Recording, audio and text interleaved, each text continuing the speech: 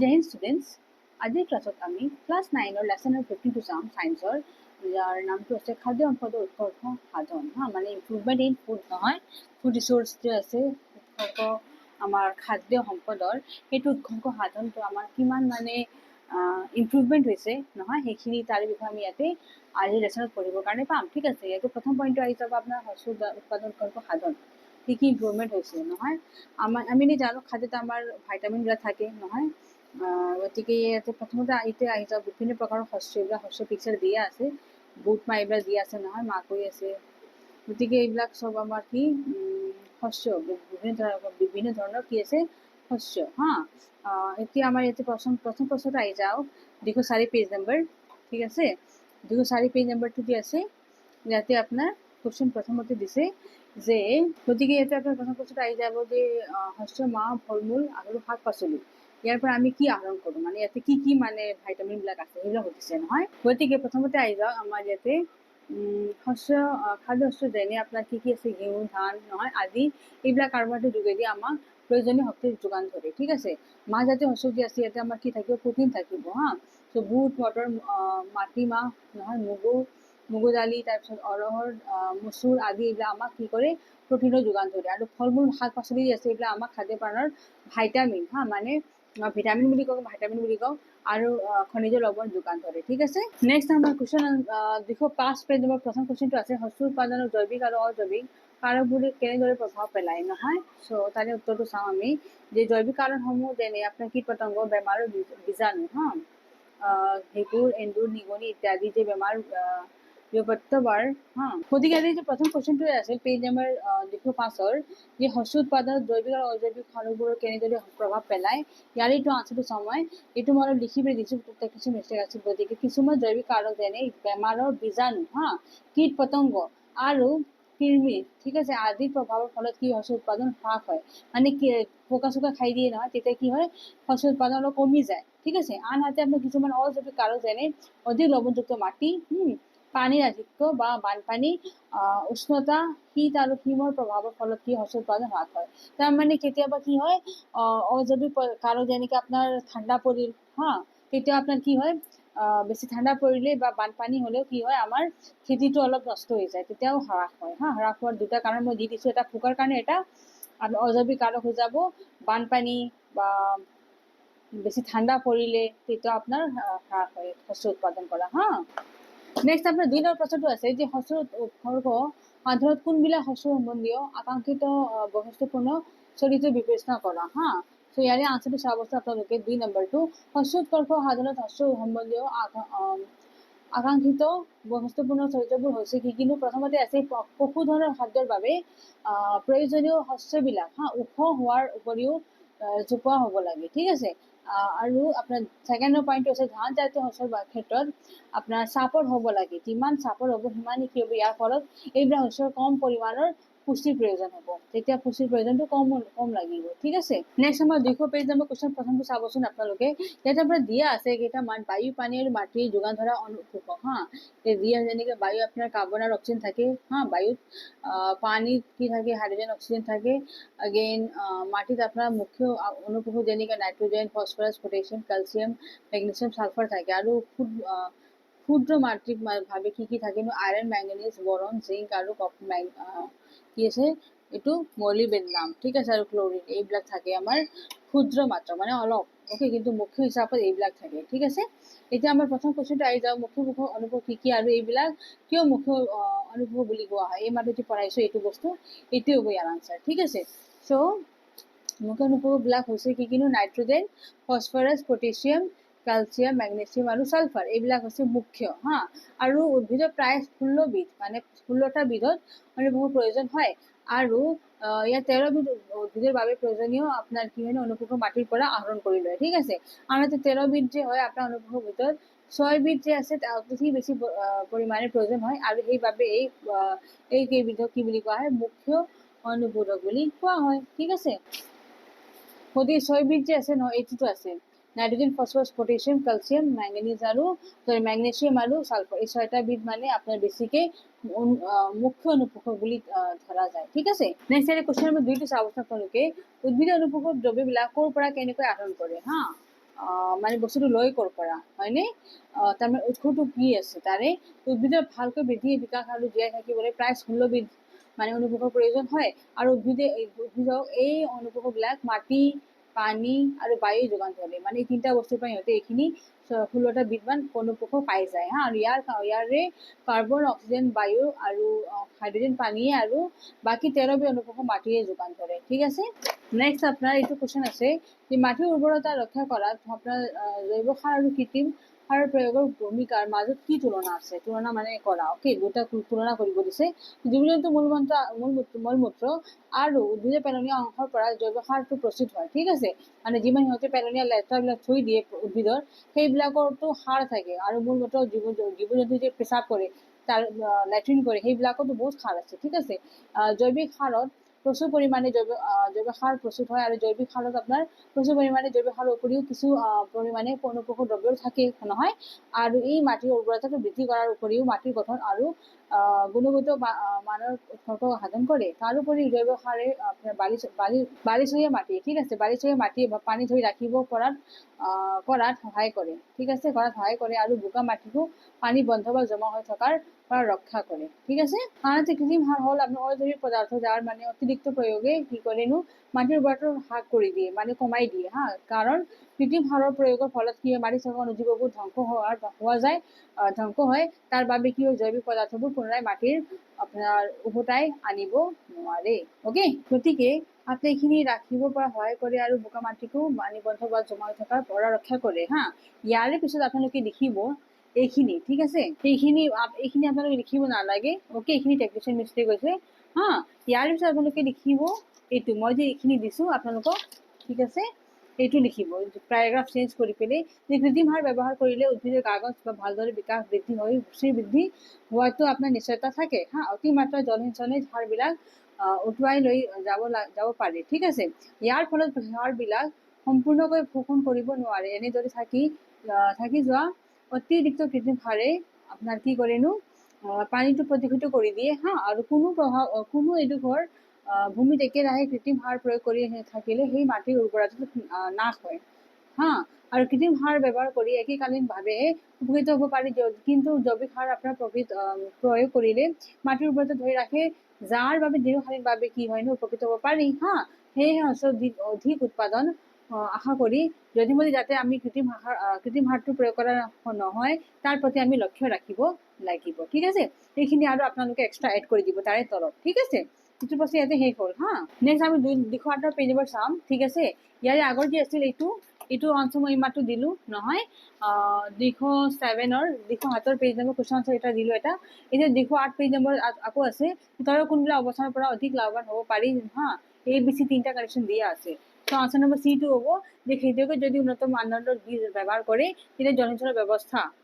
ব্যৱস্থা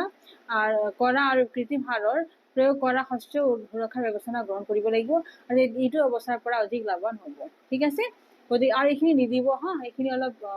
technician mistake হৈছে এইখিনিলৈকে দিব মাত্ৰ C.2 ইয়াৰে কাৰণে লাভৱান হ'ব অধিক লাভৱান হ'ব খেতিয়কৰ কাৰণে হা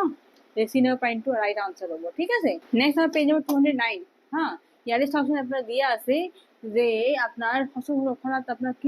কিয় প্ৰতিৰোধ ব্যৱস্থাৰ জৈৱিক নিয়ন্ত্ৰণ অগ্ৰাধিকাৰ দিয়া হয় অ'কে চ' ইয়াৰে আনচাৰটো হ'ব পথাৰত মুকলিকৈ কৰা শস্যবিলাক বহুত পৰিমাণে অপ্ৰটিন কীট পতংগ আৰু বেমাৰৰ দ্বাৰা আক্ৰান্ত হোৱা দেখা যায় যদি অপ্ৰটিন কীট পতংগ আৰু বেমাৰবিলাকৰ সঠিক সময়ত সঠিকভাৱে নিয়ন্ত্ৰণ কৰিব পৰা নহয় তেতিয়া আপোনাৰ সেইবিলাক বহু শস্য নাশ কৰি পেলায় ঠিক আছে এনেকৈ কি হৈ যায় নষ্ট হৈ যায় শস্যবিলাক হা নেক্সট আমাৰ 2 নম্বৰ কুৱেশ্যনটো আছে যে কোনবিলাক কাৰকৰ বাবে ভঁৰালত মজুত থকা শস্যৰ ক্ষতি সাধন হয় হা চ' আপোনাৰ ভঁৰালত মজুত ৰখা শস্যৰ ক্ষতি সাধন হয় তাৰ কাৰণে দুটা কাৰণ আছে তাৰ বাবে প্ৰথমটো হ'ল আপোনাৰ জৈৱিক কাৰক যেনে আপোনাৰ পোক এন্দুৰ নহয় ভেঁকুৰ চাহী বেক্টেৰিয়া আদি তাৰ কাৰণে আপোনাৰ নষ্ট হয় হা আৰু দ্বিতীয়টো হ'ব আপোনাৰ অজৈৱিক কাৰক যেনে আপোনাৰ ভঁৰালৰ অনুপযুক্ত উষ্ণতা বা জলীয় ভাৱ ঠিক আছে আৰু এইবিলাক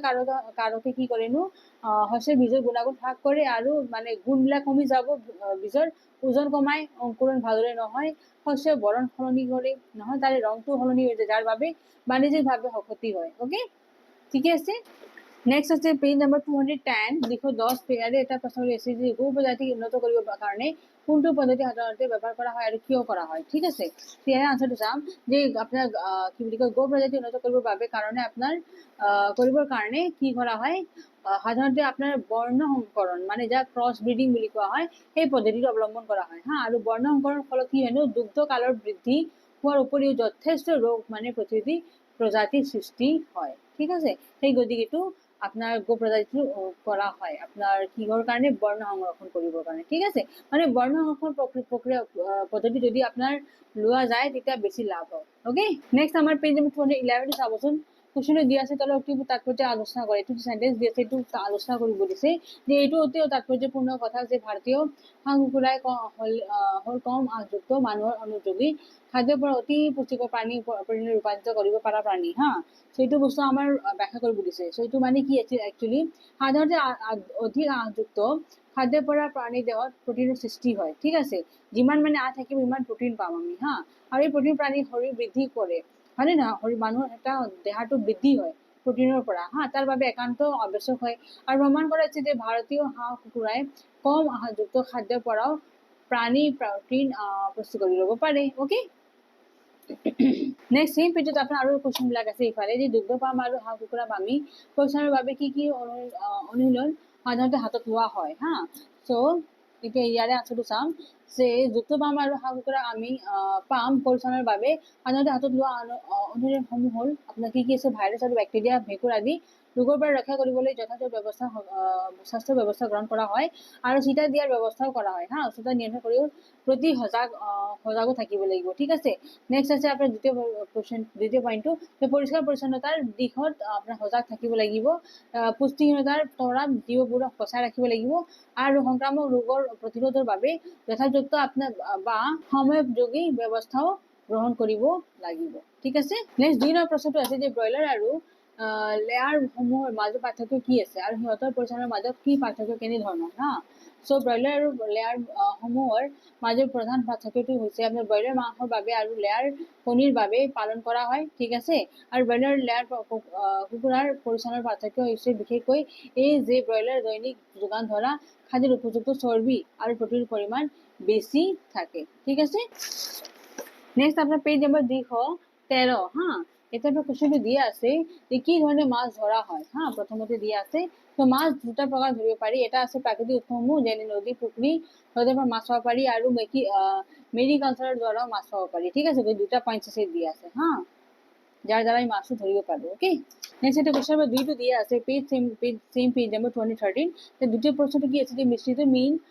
পালনৰ সুবিধাসমূহ কি আছে ওকে সো মিশ্ৰিত মীন পালন হতে আপনাৰ পানিত মীন পালন কোৱা হয় আৰু এই অধিকতম আপনাৰ প্ৰচলিত আৰু লাভদায়ক আপনাৰ কি মীন পালন পদ্ধতি নহয় এই প্ৰকাৰৰ পদ্ধতি 6 প্ৰকাৰৰ প্ৰজাতিৰ মাছ ব্যৱহাৰ কৰা হয় ঠিক আছে আৰু এই মাছবোৰ আপনাৰ খাদ্য বিভিন্ন হয় বেলেগ বেলেগ আৰু এটা পুখুৰী সিহঁতৰ খাদ্যৰ বাবে ভিন ভিন ঠাই ৰখা হয় ঠিক আছে যেনেকৈ আপনাৰ কাতলা মাছ নহয় খাদ্য পুখুৰী পৃষ্ঠভাগ ৰৌ মাছৰ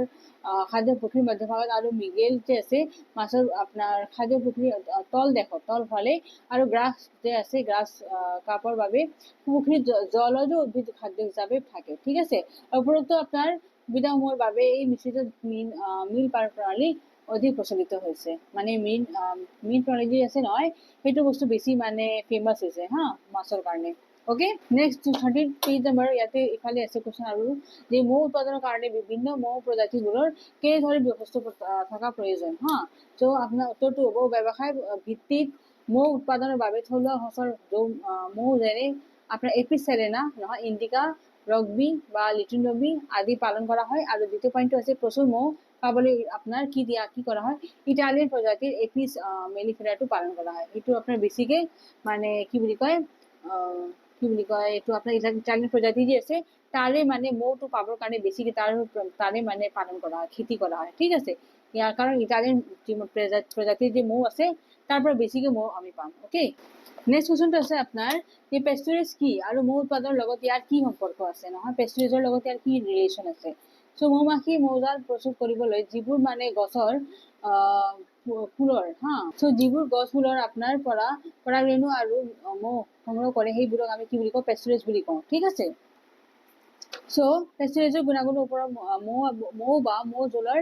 গুণাগুণ নিৰ্ভৰ কৰে, ঠিক আছে, সিহঁতৰ জাল যে আছে তাৰ ওপৰত নিৰ্ভৰ কৰে, ঠিক আছে। এতিয়া নেক্সট আমাৰ কুৱেশ্যনটো আহি যাওঁ, অনুশীলনী নহয়, এইখিনি আপোনালোকে কি শিকিছে এইখিনি আছে নহয়। ইয়াৰ পিছত আহি যাওঁ আপোনাৰ অনুশীলনী। তাৰ প্ৰথম কুৱেশ্যনটো দিয়া আছে, শস্যৰ অধিক উৎপাদন কৰিব পৰা যিকোনো এটা পদ্ধতিৰ বিষয়ে বৰ্ণনা কৰা হা।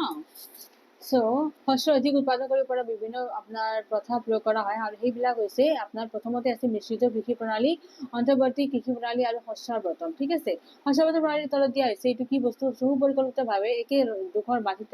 মাটিত কি এটাৰ পিছত এটাকৈ বিভিন্ন শস্য খেতি কৰাকে আমি শস্য বৰ্তন বুলি কওঁ, অ'কে। কোনো এটা শস্য চপোৱা আপোনাৰ কালৰ ওপৰত ভিত্তি কৰি একেলগে লিখিব। শস্য বৰ্তন শস্যবিলাকো ভিন্ন হয় হা। মাটিৰ আৰ্দ্ৰতা, জলসিঞ্চনৰ ব্যৱস্থা আদিৰ ওপৰত ভিত্তি কৰি এবিধ শস্য চপোৱাৰ পাছত কি শস্য ৰোপণ কৰা হ'ব তাক নিৰ্ণয় কৰা হয়, ঠিক আছে। আৰু যদি শস্য বৰ্তন পদ্ধতি আপোনাৰ সঠিক মতে কৰা হয় তেতিয়া আপোনাৰ একেটা এবছৰতে আপোনাৰ দুবিধ বা তিনিবিধ শস্য ভালদৰে চপাব পাৰি হা। আৰু শস্য বৰ্তন পদ্ধতি খেতিৰ উৰ্বৰতা শক্তি বৃদ্ধি কৰে আৰু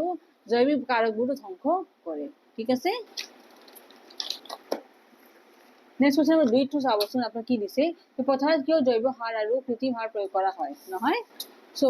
আনসাৰটো চাবচোন। জৈৱিক সাৰ মাটিৰ পানী ধৰি ৰখাৰ ক্ষমতাটো বৃদ্ধি কৰে আৰু মাটিৰ জোপোলা যে কৰি আপোনাৰ পৰছ বুলি কয় সেইটো তোলে, ফলত কি হয় গছৰ চলাচল সুচল হয় হা। গেছবিলাক যে অহা যোৱা কৰে এইটো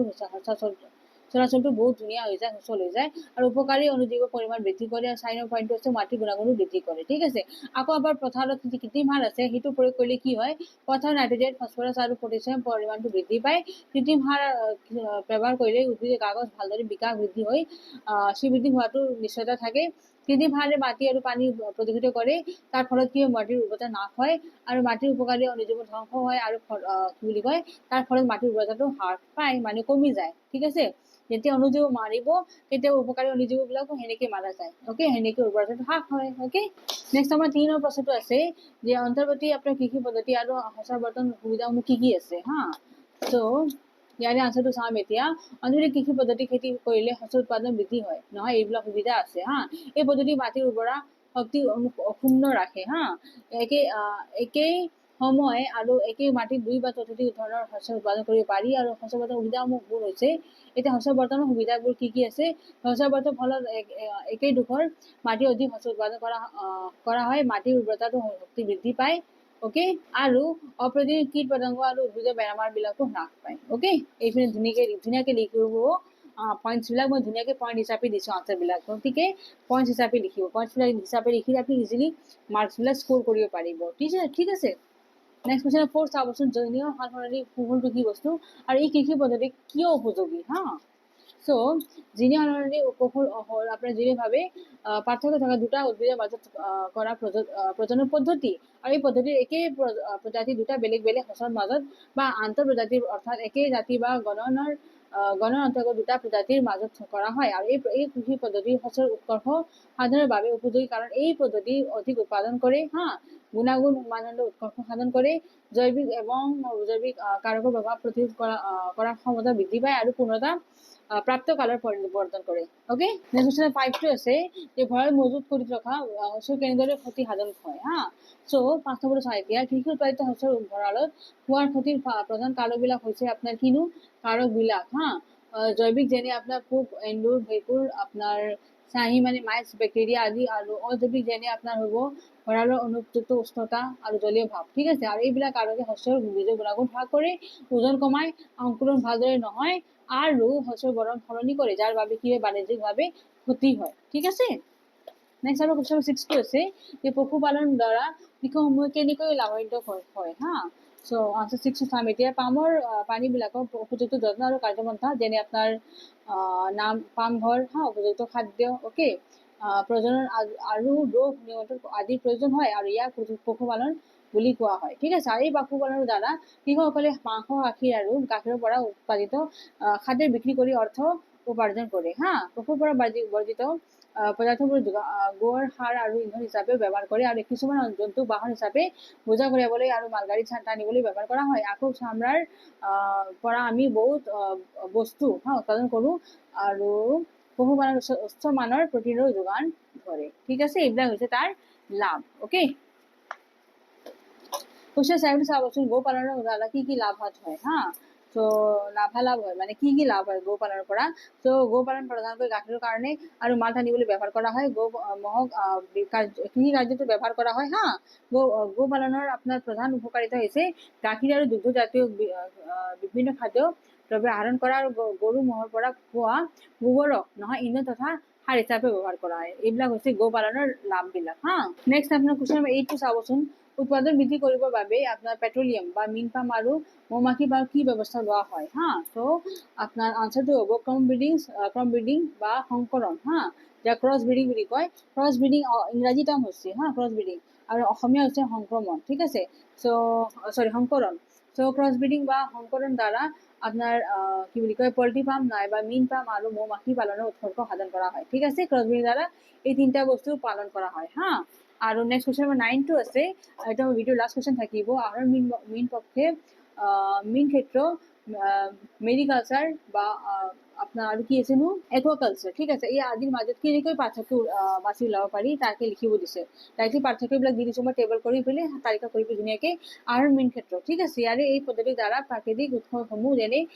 পুখুৰী খাল আৰু নদীৰ পৰা মাছ সংগ্ৰহ কৰা হয় এতিয়া মেৰিকালচাৰটো কি বস্তু এই পদ্ধতিৰ দ্বাৰা সামুদ্ৰিক মাছবিলাক মুক্ত সাগৰৰ পৰা ধৰা হয় ঠিক আছে এইটো হৈছে মেৰিকালচাৰ আৰু একুৱাকালচাৰটো কি হ'ব এই পদ্ধতিৰ দ্বাৰা সতেজ হা পানী উৎস যেনে আপোনাৰ খাল পুখুৰী টেংক বা আৰু নদী বা সমুদ্ৰৰ পানী বা সতেজ পানীৰ মিশ্ৰণ তাৰে পৰা মাছ ধৰা হয় এইটো বুজাব একুৱাকালচাৰ হা এইটো আপোনাৰ আহৰণ মীন ক্ষেত্ৰত কি হ'ব এই পদ্ধতি মাছ জালেৰে ধৰা হয় জালিত ধৰিব পাৰি নহয় পুখুৰী চুখুৰীৰ পৰা আৰু মেৰিকালচাৰত কি হয় আপোনাৰ সাগৰৰ পৰা যে অনা হয় সেই মাছৰ নিশ্চিত স্থান উপগ্ৰহ আৰু পদ্ধতিৰ দ্বাৰা নিৰ্ণয় কৰা হয় আৰু সামুদ্ৰিক মাছ ধৰাৰ বাবে জাল আৰু মাছ ধৰাৰ নাও ব্যৱহাৰ কৰা হয় নাওবিলাক ব্যৱহাৰ কৰি পেলাই মাছ ধৰা মানুহবিলাকে তাতে যায় হা আৰু একুৱাকালচাৰত কি হয় মাছ ধৰাৰ কাৰণে জাল ব্যৱহাৰ কৰা হয় ইয়াতো জালৰ ব্যৱহাৰে কৰা হয় ঠিক আছে গতিকে এইটো মোৰ ভিডিঅ লাষ্ট কুৱেশ্যন আছে ইয়াতে ভিডিঅ'টো মই ফিনিছ কৰিলোঁ যদি আপোনালোকে ভিডিঅ'টো ভাল পাইছে please press the like button যদি ছাবস্ক্ৰাইব কৰা নাই please subscribe my channel thanks for ৱাচিং জয় হিন্দ